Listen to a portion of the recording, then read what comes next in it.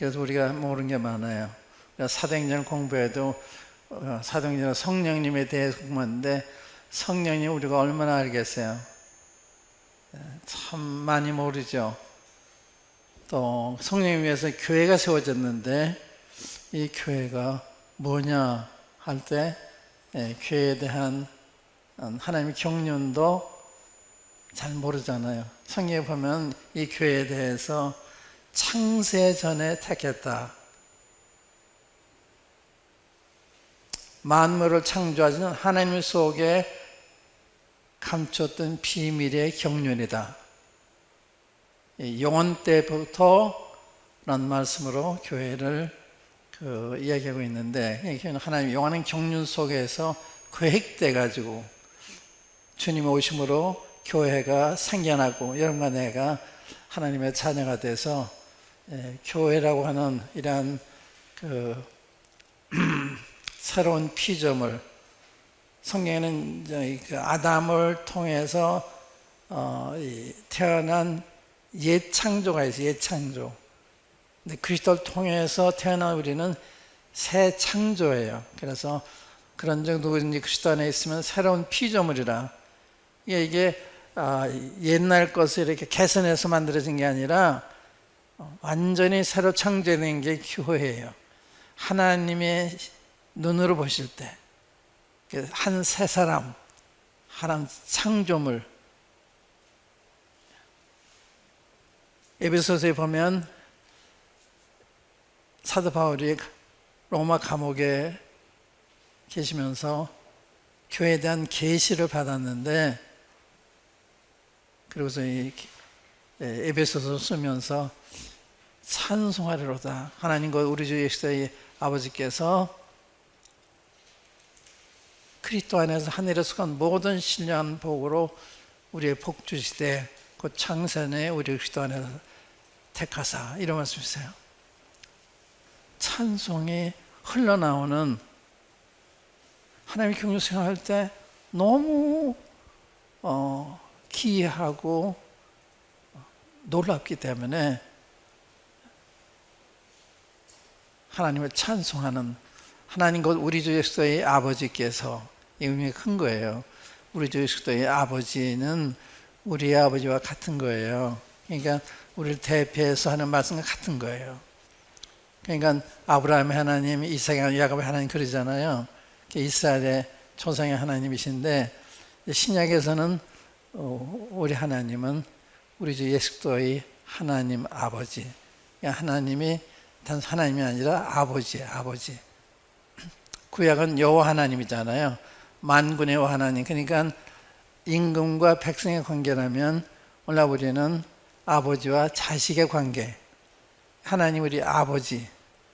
그래서 하나님께서 우리에게 양자형을 주셔서 하나님을 아버지 부르게 하셨다. 그래서 하나님 아버지로 아는데 느끼는 사람 또 많지 않은 것 같아요. 기도하는 거 보면 아버지라는 이야기를 잘 안 해요. 대화할 때도 아버지라는 얘기 잘 안 해요.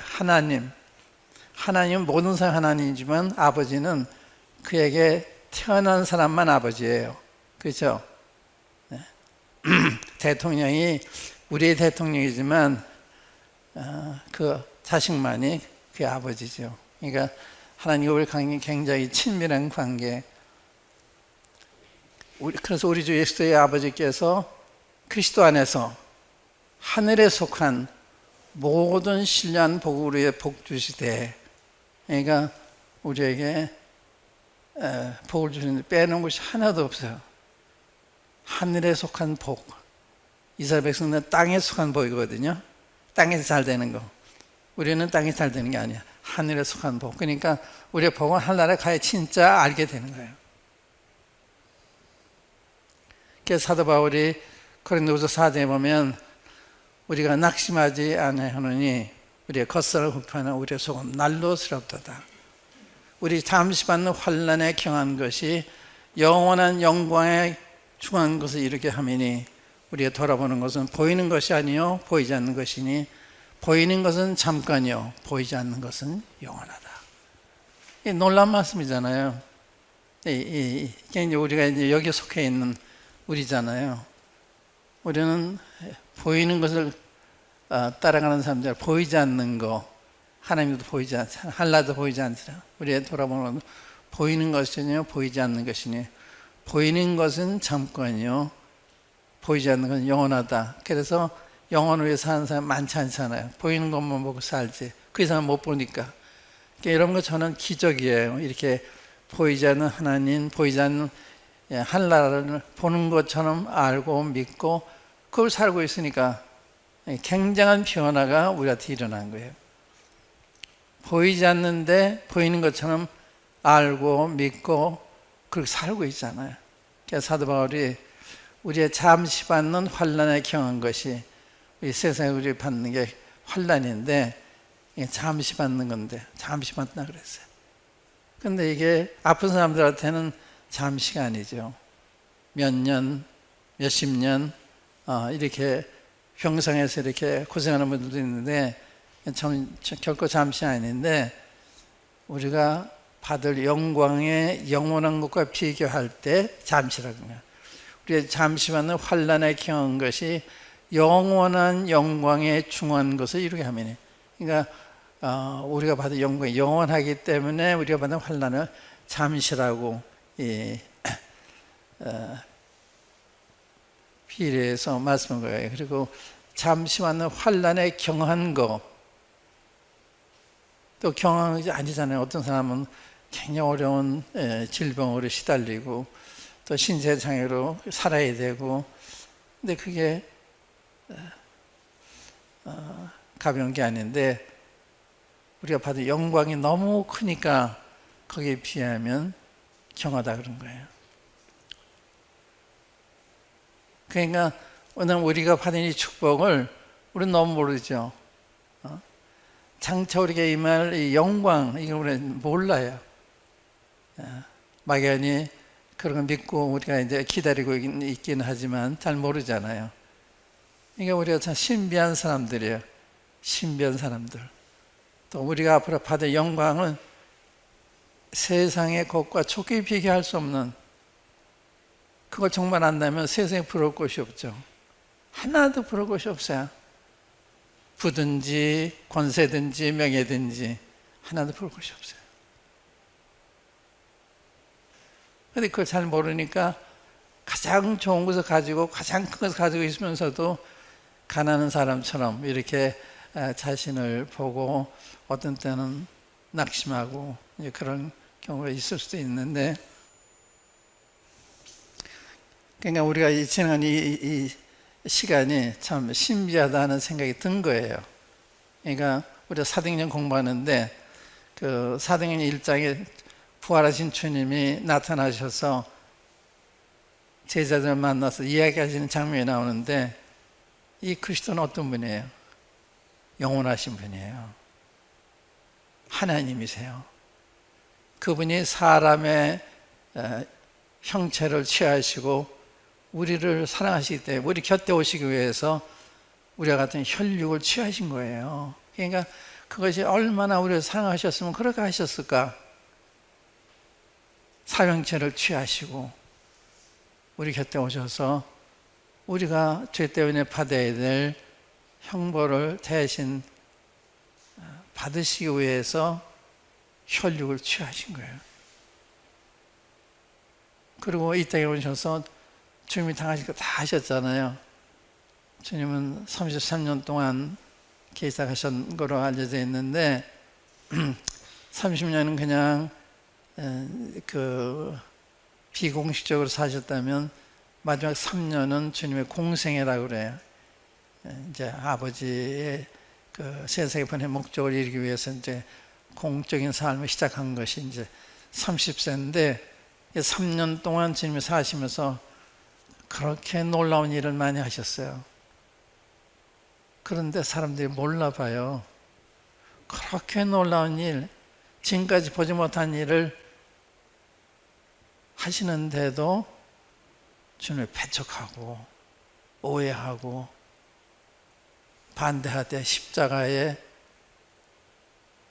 못 박을 정도로 대적하는, 이게 인간이 얼마나 눈이 멀었나. 그런 거 다 보여주시는데 그냥 보이지 않는 믿으라 그런 게 아니잖아요. 주님 오셔서 다 하나님인 것을 놀라운 표적을 통해서, 이적을 통해서 보이시는데, 보면서도 잠깐이에요. 잠깐 잊어버려요. 그리고 반대자들은 애당초 받아들이잖아요. 그걸 보면서도 양심이 가책이 될 텐데도 끝내 반대래요. 오늘 우리가 공부할 건 4장인데 우리 1장에서 우리 주님이, 부활하신 주님이 제자들 한 가지 약속하시는 거예요. 성령님을 약속하신 거예요. 성령 한 분을 떠나셨어요. 주님이 우리를 구속하신 다음에 앞으로 우리의 신앙생활, 앞으로 우리의 할 모든 일에 대한 일을 할 수 있는 원동력을 할 수 있까, 그분으로 성령님을 약속하신 거예요. 성령님. 그래서 성령이 임할 때까지 예루살렘 떠나지 말아라 그러잖아요. 성령이 임하시면 너희가 권능을 받고 예루살렘과 온 유대와 사마리아 땅까지 이르는 내 증인이 되리라. 그러고는 승천하셨어요. 구체적인 얘기 하나도 안 하셨어요. 그것은 성령님의 절대 필요성, 그걸 말씀한 거거든요. 성령의 절대 필요성, 개인적으로나 교회적으로나. 그래서 성령을 절대적으로 신뢰해야 되는 게, 신뢰하기를 원하시는 게 주님의 뜻인 거예요. 주님이 떠나신 다음에 오순절날 성령님 임하시잖아요. 2장에 성령 임하신 후에 이루어진 일이 이제 2장에 나오는데, 주님이 오순절 임하셨는데, 임하셔가지고 교회라고 하는 새로운 공동체, 오랜말인데 새로운 인류를 만드신 거예요. 그러니까 그 아담 후손이 아니고 이제는 그리스도를 통해 나타난 새로운 피조물, 새로운 생명체, 새로운 피조물을 만드신 거예요. 교회는 새 사람이에요. 새 사람. 그래서 옛 사람을 이렇게 개혁했다든지 개선한 게 아니고, 우리 옛 사람은 다 십자가 못 박았잖아요. 주님 편에서 볼 때는 옛 사람은 하나도 없어요. 다 십자가에서 다 죽임을 당했기 때문에 그 후에 주님을 통해서 새로운 몸이 탄생이 된 거예요. 이게 거듭난다고 그러잖아요. 성령으로 거듭난. 성령으로 거듭난 말은 하나님께로 태어난. 우리는 다 하나님께 태어난 사람들이라. 요한복음 1장 12절에 그랬잖아요. 영접하는 자 곧 그 이름을 믿는 자들에게는 하나님의 자녀가 되는 권세를 주셨으니 이는 혈통으로나 육정으로나 사람의 뜻으로 나지 아니하고 하나님께로서 난 자들. 하나님께 난. 우리는 하나님께 난 사람들이에요. 하나님의 자녀. 그러니까 우리는 합법적으로 하나님의 자녀예요. 하나님의 자녀를 이렇게 받아주신 게 아니라 하나님의 자녀로 태어나신 거예요. 미국 시민이 되려면 미국 땅에 태어나서 시민이 되는 것이 있고, 그다음에 미국에서 미국 국적을 받음으로 미국 시민이 될 수 있어요.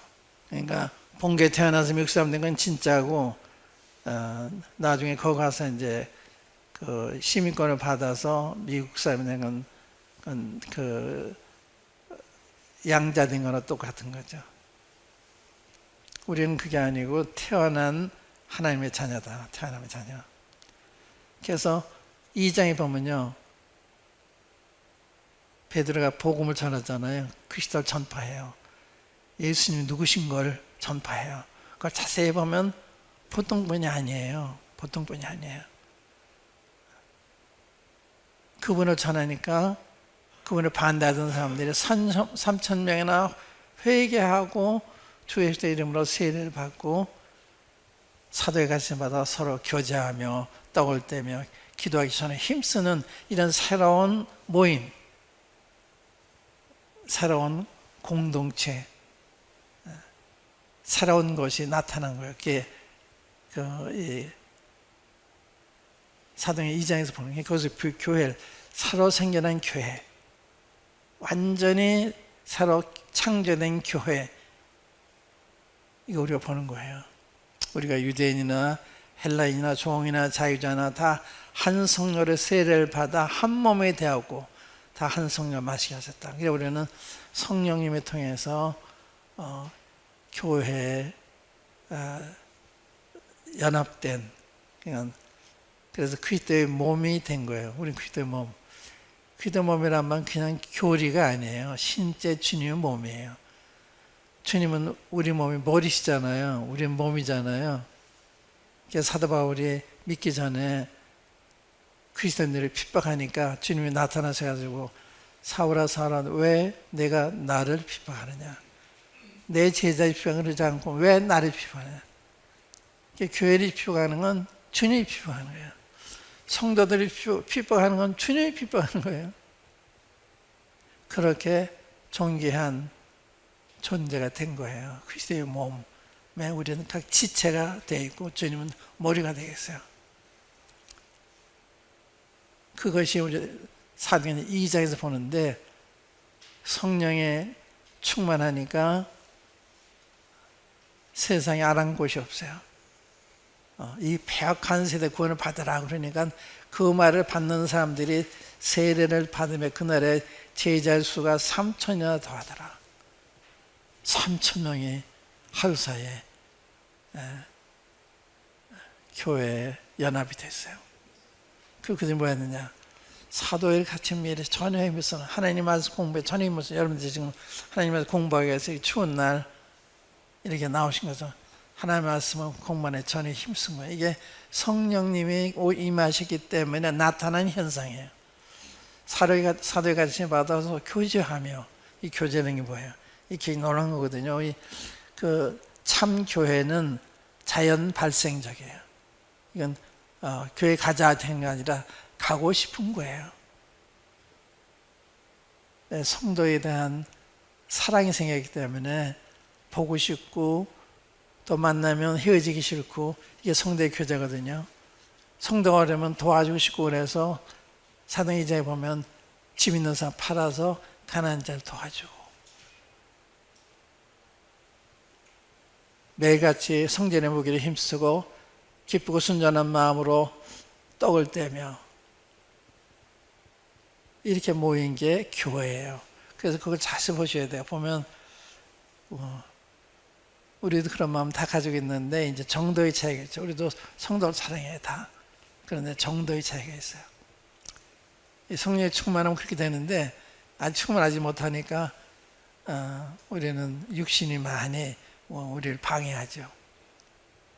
그래서 백성들에게 칭송을 받고 하나님을 찬미하니 날마다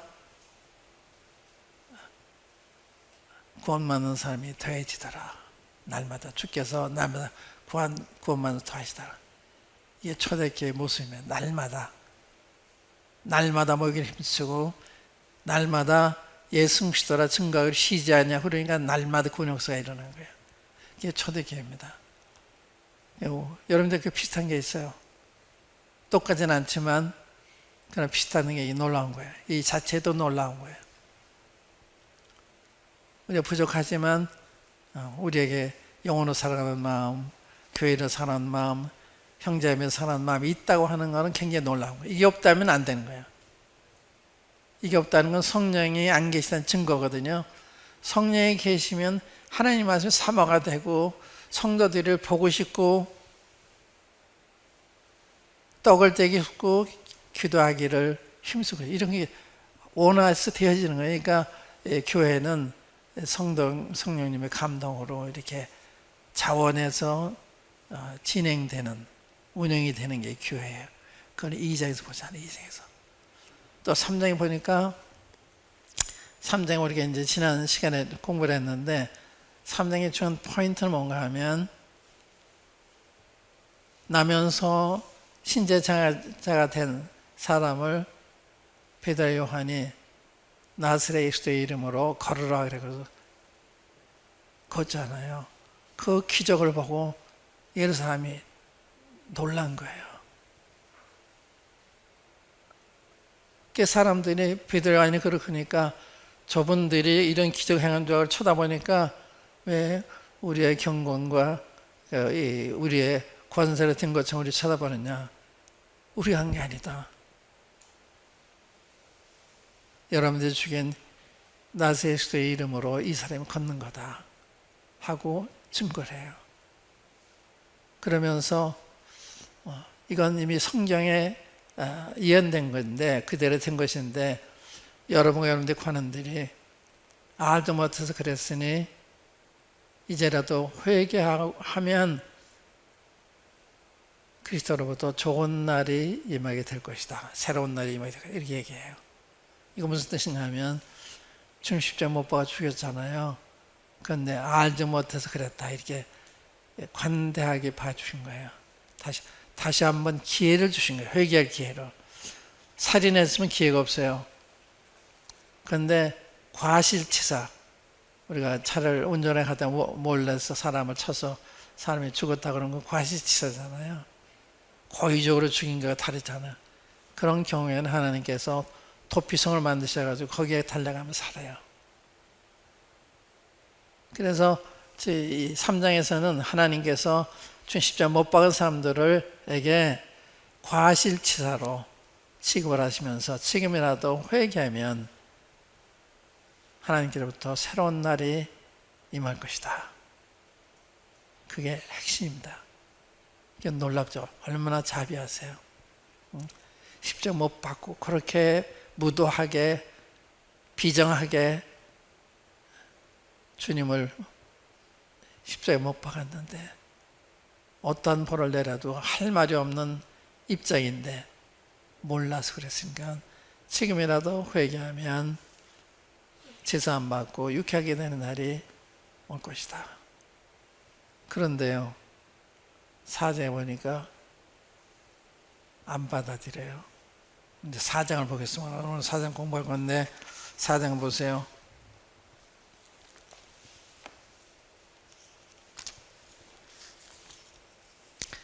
4장 1절 보세요.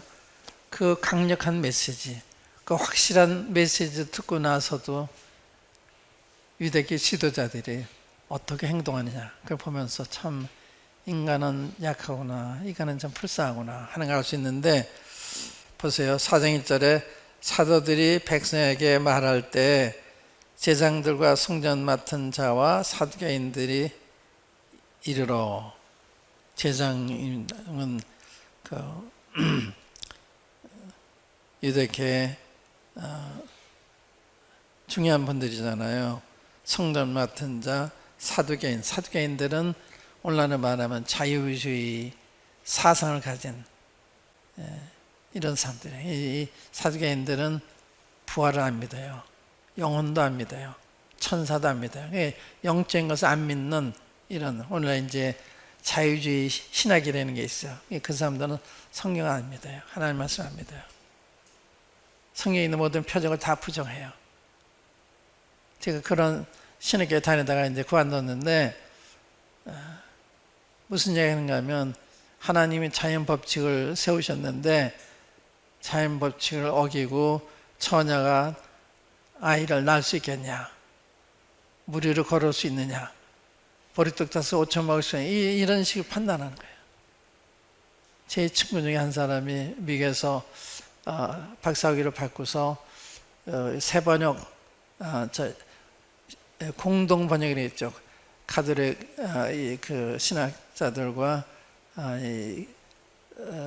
개신교 신학들이 모여가지고 공동으로 만든 게 공동 번역인데 그 번역원 중에 하나예요. 미국에서 그가 이제 어느 교회에 취임을 하면서 취임한다고 해서 갔어요.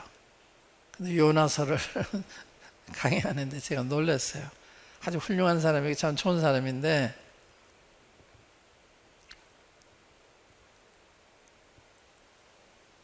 요나가 배 밑층에서 잠자잖아요.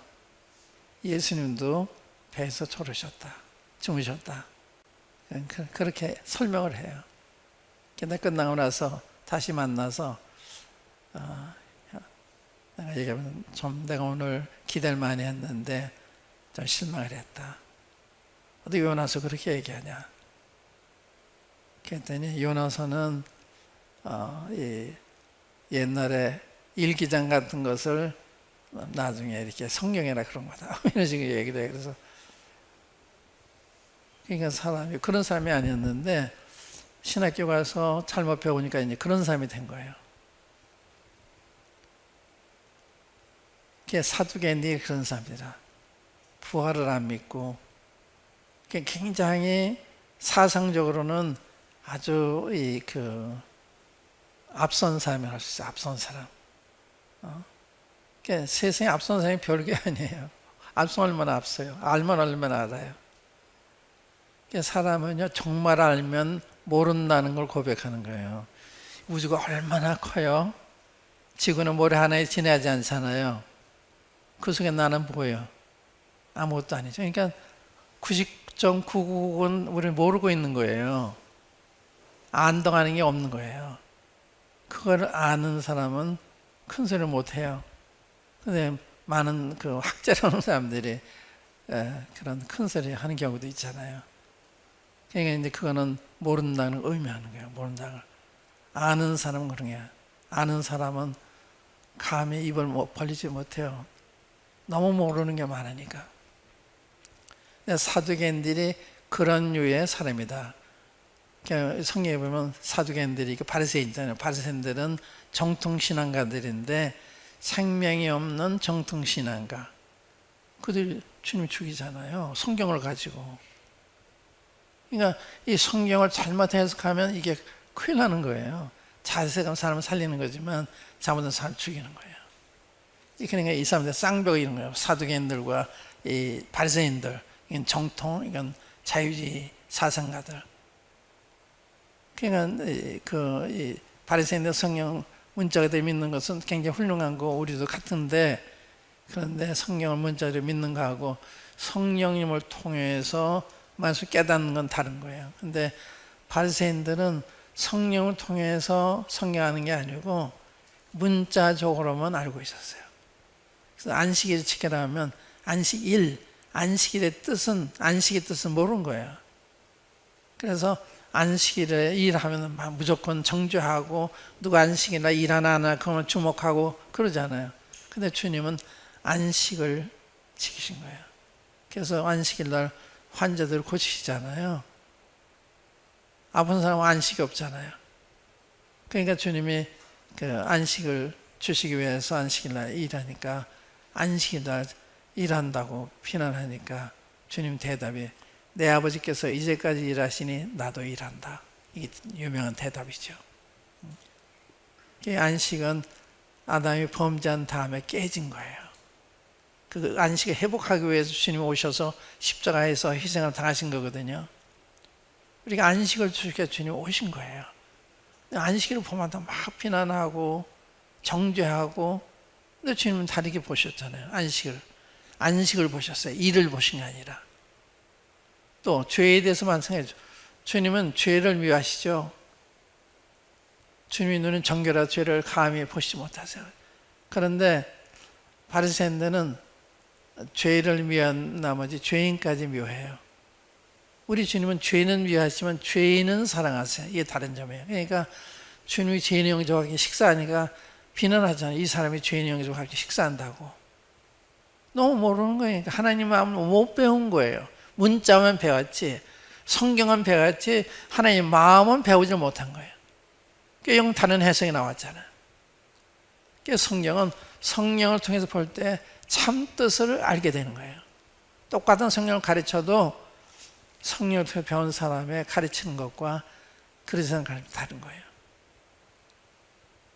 사두개인들이 그런 사람들이라. 보세요. 그런데 사두개인들이 이르러 백성을 가르침과 예수를 들어 죽은 자 가운데서 부활하는 도 전함을 싫어했다고 그랬죠? 두 가지 싫어한 거예요. 자기들이 선생인데 이 학문도 없는 사람들이 백성들을 가르치니까 무시한 거예요. 백성을 가르침과 예수로 죽은 자 가운데 부활하는 도 전함을 싫어해요. 이게 단순히 싫어하는 게 아니에요. 자기들이 교사인데 너희들이 뭘 알아? 배우지 못한 사람들이 신학교도 안 갔는데 뭘 알아? 성령 제대로 하는 건요, 신약 갔기 때문에 하는 게 아니에요. 성령을 거듭나고 성령 인도를 받기 때문에 성경 아는 거예요. 신학교에서는 신학을 가르쳐요. 성경을 가르치는 신학을 가르쳐요. 많은 신학자들을 소개를 해요. 누구는 이렇게 얘기했다, 누구는 저렇게 했다. 그 소개만 해요. 그게 신학이에요. 성경학교는 다른다면 신학은 그런 거예요. 그러니까 신학이 들어온 후로 우리나라 교회가 혼란해졌어요. 그게 8월 해방되기 전에 신학이 들어와가지고 그 후에 신학싸움이 계속이 되고 6.25 동란 때도 그 피난 다니면서 논쟁을 하고 그랬어요. 교회가 나라가 분단이 됐는데 신학싸움. 그래 신학이 들어와서 이게 좋은 것 같은데 문제를 가져온 거예요. 정말 잘 배운 사람은 남에게 피해를 주는 게 아니에요. 피해를 안 주려고 그러는 거죠.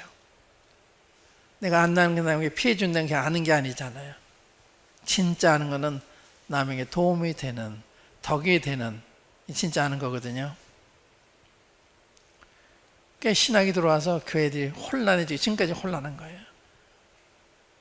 성경을 부인하고 그러니까 인간적으로 다 해석을 해서 2차 대전 후에는 고등비판이라는 게 생겨가지고 성경은 얘는 마태복음 마태 쓴 게 아니다. 어느 분은 마태가 누가 썼다. 이사야서도 이사야가 다 쓴 게 아니다. 쓴 사람이 여러 사람입니다. 그런데 그 사회에서 사본이 발견됐을 때 이사야서 1066장이 그대로 발견했어요. 그래서 이게 한 책이 되는 게 증명이 됐어요. 그러니까 이런 고등비판이나 이런 인간의 학자들이 성경에 대해서 비판한 것이 지금은 꼼짝 못해요. 이런 그 고고학적 발견을 통해서 그들의 주장할 수 없게 됐기 때문에 그런 게 많아요. 이사야서 1장 39장과 4장부터는 톤이 바뀌어요. 1장 39장이 심판에 대한 얘기가 많이 나오는데 40장에 가면 내 백성을 우유해라. 내 백성 우유하라. 내 백성의 정다에 말해라. 이 우유로 하는 얘기. 그러니까 톤이 바뀌었잖아요. 그러니까 하나님이 톤이 바뀐 거죠. 그거를 이사야에 기록한 거지. 그래서 이제 그런 걸 보고서 양식 비판, 고등 비판, 저등 비판 이런 말을 만들어냈는데 이러면서 교환이 어려워졌어요. 그러니까 안다는 사람이 문제야. 안다는 사람에게 정말 아는 사람은 아는 체 하는 게 아니라 겸손한 거죠. 그래서 이 베드로나 요한이 어부 출신이잖아요. 그래서 나중에 보면 너희가 무슨 권세로 누이 이름으로 이런 일을 하느냐 이렇게 질문해요. 라피 학교에서 안수도 받지 않고 다니도 않고 훈련도 안 받고 너희들이 뭘 한다고 백성들한테 나가서 가르쳐. 그러니까 그걸 싫어한 거예요. 자기들이 교사지, 자기들이 권위자지, 자기들이 전문가지 이 생각한 거예요. 거듭난 사람은 천지차이에요. 거듭난 사람 성경하는 거하고 거듭나지 않은 학자들이랑 천지차이에요. 그러니까 거듭나지 않은 아무것도 아니에요. 그의 학문이 아무것도 아니에요.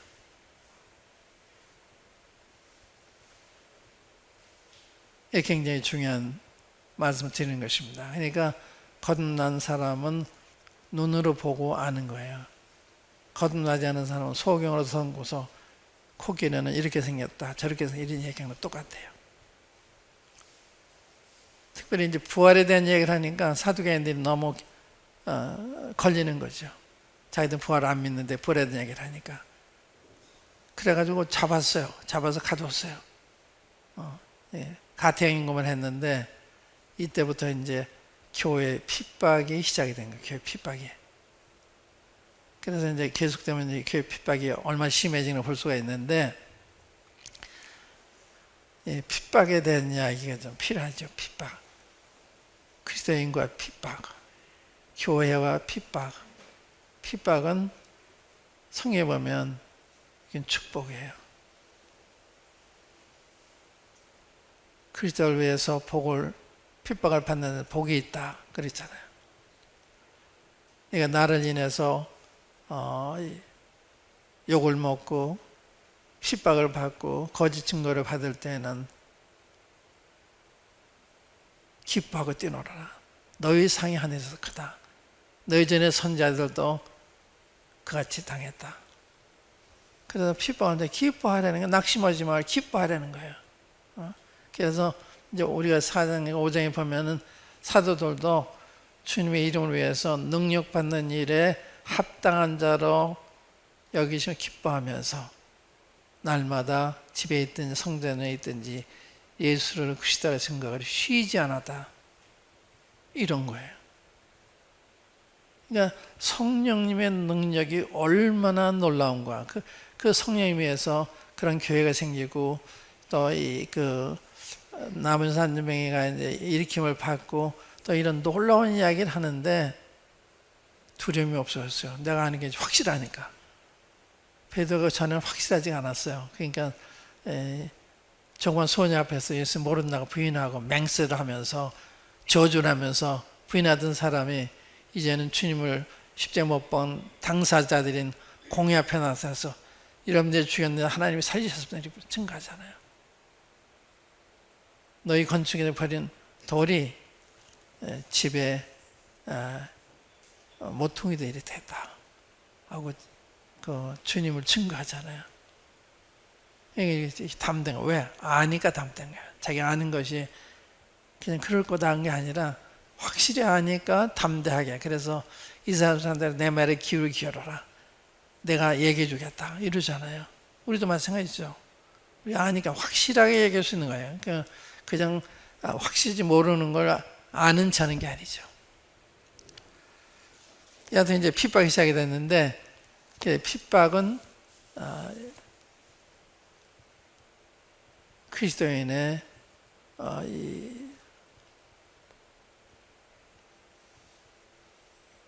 목 가운데 하나다. 그리스도인의 그 몫이 있는데 그 몫이 하나예요. 왜 그리스도인이 핍박을 받는가 하면 사단이 살아있기 때문에 그냥 두지 않아요. 그래서 영문 15절 보면 세상이 너를 미워하거든 너희보다 먼저 나를 미워한 줄 알아라. 나를 핍박했으니 너희도 핍박할 거다. 앞으로 사람들이 너희를 죽이면서 하나님을 위하는 거라고 말할 거다. 그런 말씀이세요. 그러니까 핍박은 주님이 말씀한 거예요. 주님도 핍박 다 했고 바울도 핍박 다 했고 모든 우리 믿음의 선이 핍박을 받았습니다. 그래서 교회는 핍박의 역사예요. 피의 역사입니다. 그래서 이 핍박을 두려워할 게 아니고 핍박을 환영할 거죠. 우리가 핍박을 좋아하는 건 아니지만 받아야 될 경우는 주님의 은혜로 받아야 되는 거죠. 그래서 이 핍박이 오는 것을 이상한 일을 당하는 걸 생각하지 말아라. 그리스도인으로서 핍박을 받는 자는 복이 있다. 베드로서는 그런 말씀이 있어요. 그러니까 초대교회 성도들이 핍박을 받으면서 음치로 오는 게 아니라 흩어져 다니면서도 복음 전하잖아요. 그래서 교회들이 생기잖아요. 그러니까 놀라운 거예요. 그리스도인들이 그냥 피난 다녀서 자기 생명을 될까 막 전전 건강한 그런 게 아니고 돌아다니면서 기회 있을 때마다 복음을 전하는 거예요. 그게 교회의 역사입니다. 근데 그 이야기는 적극적으로 안 나왔는데 이제 여기서 잡았다가 이튿날 다시 풀어놨는데 4절에 보면 말씀을 들은 사람 중에 믿는 자가 많으니 남자 수가 약 5천이나 되었더라. 얼마나 메시지가 강력했으면 이 역사가 일어나요. 성령님 함께 하시는 게 이게 포인트입니다. 먼저는 3천 명이 구원받은 게 5천 명인데 이게 그 합쳐서 5천 명인지 새로 주민지 그 학자들 간에 분별이 다닙니다만은 5,000명. 그러니까 이게 성령님의 역사라. 그러니까 성령님 의지해야 된다는 건 틀림이 없는 거예요. 성령 의지해서 복음을 전해야 되고 성령 의지해서 말씀을 가르쳐야 되고 이게 중요한 거거든요. 그게 빠지니까 이론으로만 전파되니까 기독교 이론적 기독교가 된 거예요. 살아있는 기독교가 아니고. 오늘 코로나 사태가 일어나는데 코로나 조심해야죠. 그래 코로나 하나님보다 더 두려워해요. 누굴 더 두려워해야 돼요? 코로나를 더 두려워해야 돼요? 하나님을 두려워해야 되나요? 시편 90편에 보면 지존자의 은밀한 것을 구하는 자는 전능자의 그늘에 가리로다. 그게 방역이에요. 지존자의 은밀하게 구하면 전능자가 그 그늘로 우리를 보호하시는 거예요. 천만이 옆에서 쓰러져도 나한테 가까이 못하는 거예요. 그 91편 집에서 읽어보세요. 그러니까 우리는 그 방역을 따라가야 되는 거예요. 우리는 다른 거 조심해야죠. 하지만 하는 게 아니라 문제는 하나님보다 방역을 더 두려워하더라. 그게 그러면 돼요. 아무것도 아니에요. 방역이. 코로나가 주님이 함께 하시면 주님이 보호하시니까 주님의 피난처가 되시니까 그런 주의자가 담대해야죠. 너무 두려워해가지고 할 일도 못하고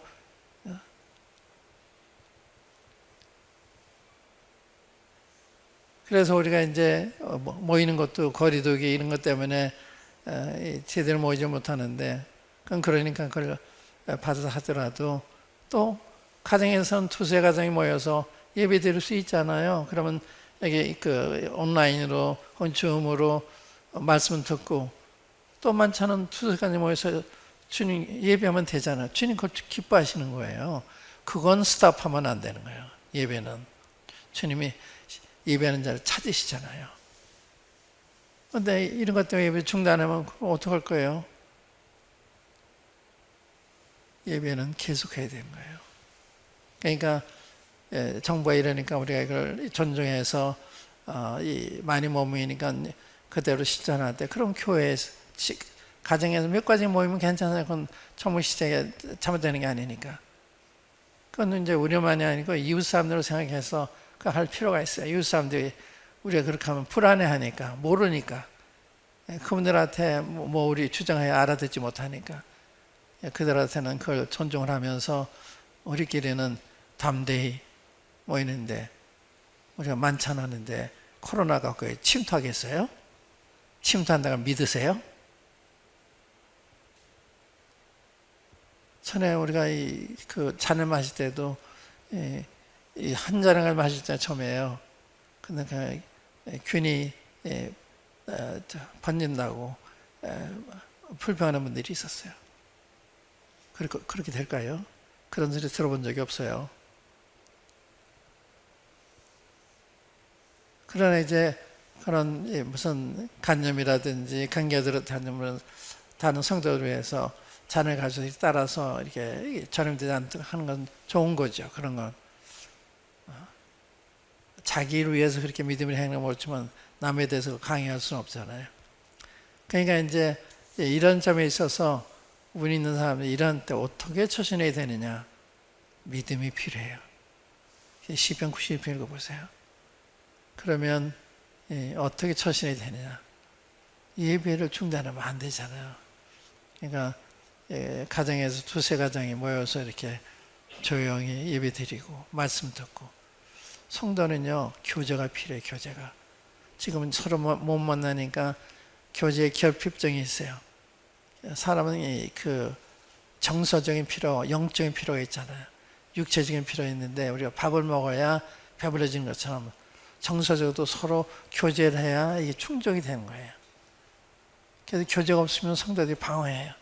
그러니까 교제의 필요를 충족시켜 주는 거죠. 이렇게 두 사람이 모여서 따뜻하게 사랑으로 서로 돌아보고 그게 서로 돌아보는 거예요. 이 어려운 때 코로나 시대 장로는 더욱 분주히 일해야 되는 거예요. 전화로라도 자주 연락을 하고 이렇게 해서 성도들이 외롭지 않도록 이렇게 어려운 때 성도 만나지 못하고 그러면 외롭잖아요. 그리고 성도들 나를 다 잊어버렸나 보다 슬퍼하게 되고, 특별히 혼자 사는 분들 이런 분들은 늘 생각해야 되거든요. 혼자 계시니까. 그래서 어느 때보다도 우리가 바빠야 돼요. 서로를 돌아보는 일에. 그런데 이제 그런 생각을 안 하면 안 돼. 이런 때 이제 그런 다른 사람을 생각하는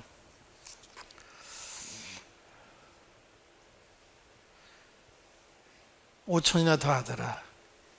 이제 5절부터 보세요. 이튿날에 관원과 장로와 서기관들이 예루살렘에 모였는데, 관원은 이 공회예요, 공회. 70은 공회. 장로와 서기관들은 학자들이죠. 성경을 필기하는 이런 서기관들. 예루살렘에 모였는데 대제사장 안나스와 가야바와 요한과 알렉산더와 및 대상의 문중이 다 참여하여 사도들을 가운데 세우고 묻되 너희가 무슨 권세와 네 이름으로 이 일을 행하였느냐, 이런 질문을 했어요. 이들은 자기들의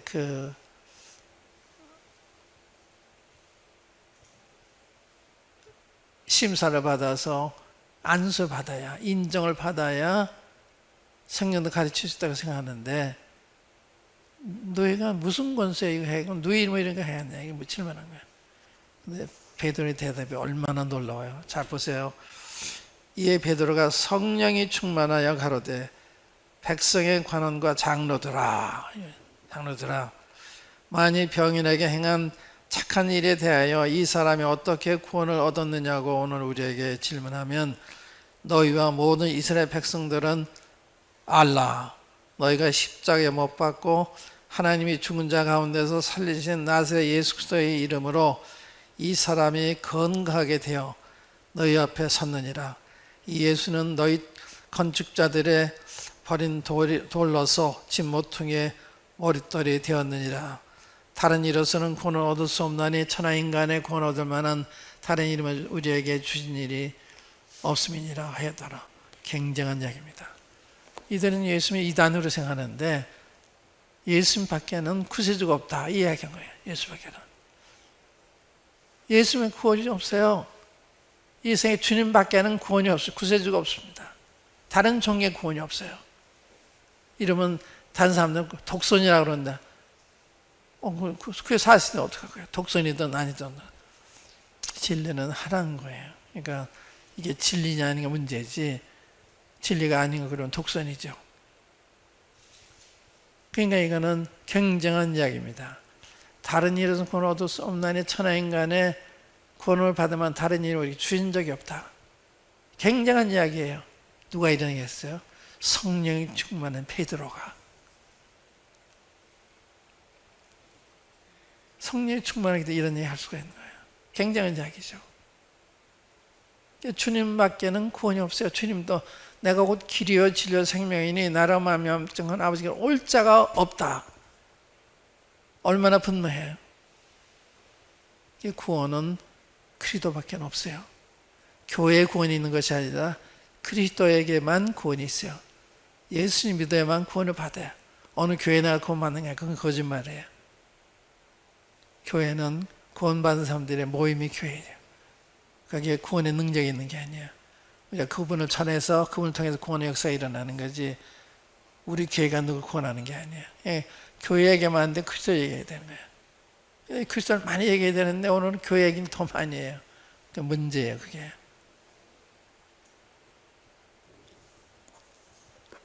그러니까 보세요.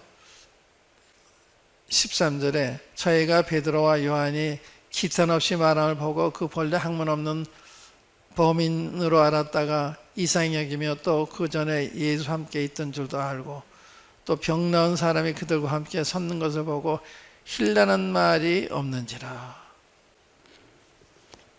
얼마나 저들이 무력해요.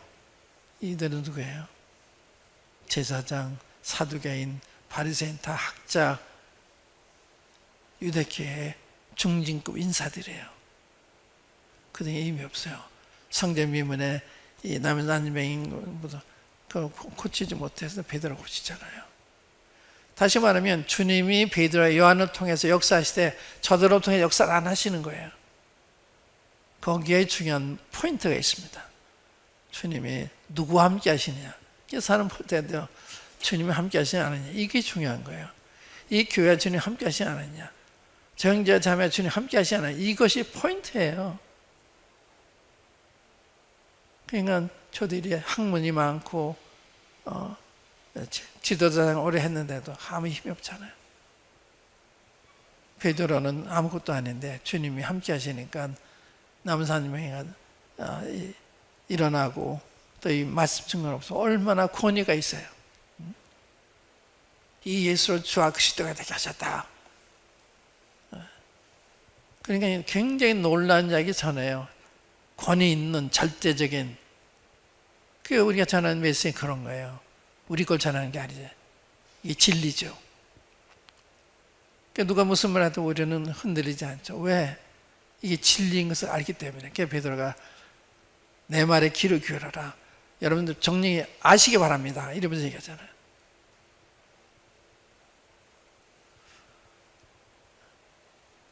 주님이 진리에 속한 자는, 요한에서 보면 진리에 속한 우리 말을 듣고 진리에 속하지 아니한 자는 우리 말을 듣지 아니하나니 진리형과 미혹형을 이로써 아느니라.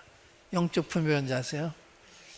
진리에 속한 사람은 우리 말을 듣는 거예요. 구원받은 사람은 우리 알아보고 우리 받아들이는 건데, 우리를 비판하고 이단하는 건 문제가 있는 거죠. 우리 진짜 하나님의 자녀인데 하나님의 자녀도 이단이라고 그러고 비난하고 그러면 안 돼요. 우리와 같은 사람들이 아니더라도 구원받으면 존중해야 돼요. 그러니까 인간적으로 생각하면 안 되고, 구원받은 사람이면 인정해야 되고, 그 인정함으로 어떤 불리기 와도. 그러니까 이제 디모데후서에 보면 아시아 있는 모든 사람 사다 버렸잖아요. 무슨 뜻인지 아세요? 믿는 사람이 버린 거예요. 얘는 바울을 안다 그러면 불리기 오니까. 바울은 사회인 지탄을 받고 있는 입장이었기 때문에. 그러니까 내가 가이사를 변명할 때는 함께 한 사람도 없었다. 에베소 교회가 그렇게 약해졌던 거예요. 그러니까 우리가 성령을 쫓아 주님을 따라가지 않으면 우리도 그렇게 되는 거예요. 다 구원받은 사람들인데, 구원받은 건 중요한 게 아니라 성령 안에서 사는 법을 배워서 성령 안에 사는 삶을 살아야 되는 거예요. 그게 중요한 거예요.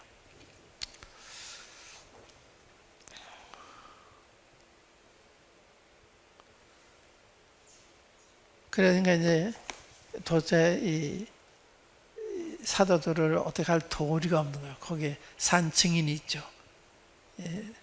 난 명이 됐던 사람이 살아 그 앞에 그 다 알잖아요. 그 사람들이 성도 민문에 있었기 때문에 힐날만 없으니까 그냥 나가라 그러면서 도무지 앞으로는 예수님으로 말하지 마, 가르치지 말라 그래요. 여기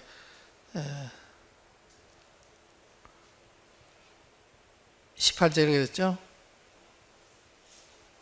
17절부터 읽어볼게요. 이것이 민간에도 퍼지지 못하게 저희를 위협하여 이후에는 이 이름으로, 예수님의 이름으로 아무 사람에게도 말하지 말게 하자 하고 그들을 불러 경계하여 도무지 예수의 이름으로 말하지도 말고 가르치지도 말라 하니. 굉장히 권위 있는 사람들이거든요. 이들이 추례하면 쫓겨나야 되는 거예요. 가톨교회에서 출결당하면 신부도 이제 신부가 아니고 배척을 당하고 벌을 받아야 되는 것처럼. 그러니까 얼마나 이들이 완악해요. 이런 걸 보면서도 끝내 이러잖아요. 끝내. 알지 못해서 지금이라도 회개하면 좋은 날이 올 텐데 그 이야기 들으면서 못하고 끝내 이러잖아요. 그리고 도무지 예수님으로 말하지 가지 말라 하니까 이게 뭐예요? 이게 공권력이잖아요. 공권력. 어떻게 반응해야 돼요? 성경은 정부에 순종하라고 그랬어요. 그런데 하나님 말씀과 맞지 않을 때는 하나님 말씀 순종해야 돼요. 그게 먼저 해야 되는 거예요. 우상을 숭배라고 우상 숭배할 수 없잖아요. 예배 드리지 말라는 거 순종할 수 없잖아요. 복음 전하지 말고 순종할 수 없잖아요. 그러니까 이거 뭐라고 그래요? 19절에 베드로와 요한이 대답하여 가로되 하나님 앞에서 너희 말 듣는 것이 하나님 말씀 듣는 것보다 옳은가 판단하라. 우리는 보고 들은 것을 말하지 아니할 수 없다 하니 관원들이 백성이나여 저희를 어떻게 팔할 도리를 찾지 못하고 다시 위협하여 놓아주었으니 이는 모든 사람이 그된 일을 보고 하나님께 영광을 돌림이로라. 놀랍잖아요. 그러니까 이러한 하나님에 대한 경외심, 하나님을 더 두려워하는 이게 있어야 되는데 하나님에 대한 경외심이 없으니까 세상 말에 그냥 흔들리는, 그러면 안 되죠. 우리가 존중할 건 존중하고 또 우리가 해야 될 건 해야 되는 거예요. 하나님과 관계된 일에 대해서는 누가 이래라 저래 못하는 거예요. 해서는 안 되는 거예요. 그러니까 우리 할 수 있는 대로 거리두기란 거리두기를 하면서 그건 해야 돼요. 왜냐하면 남한테 피해를 주니까. 우리는 예배 드려야 되니까 무시하고 모이겠다. 그건 아니에요. 거리 두면서 여기에 건물이 많으면 흩어져 또 2층, 3층에서 모이면 되잖아요. 2층, 3층에서. 오전으로 모이면 되잖아요. 그 예배는 드려야 되는 하는 길이 많아요. 그런데 생각을 안 하니까 그냥 핑계대고 안 하는 거예요. 해야 되는 거예요. 저녁에 모이든지 3일에 모이든지 이렇게 해서 예배를 드려야 되잖아요. 근데 그걸 그렇게 처리를 하니까 정 안 되면 지역에서 두세 가지가 모여서 또 올 때면 좀 기억할 수도 있잖아요. 그러니까 이런 거예요.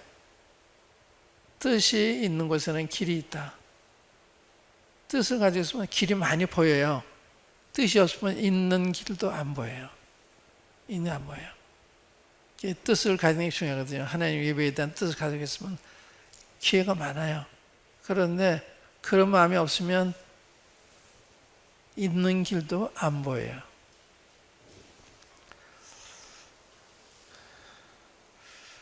여기까지만 해야 되겠네. 시간이 이제 됐으니까 여기까지 하고. 여하튼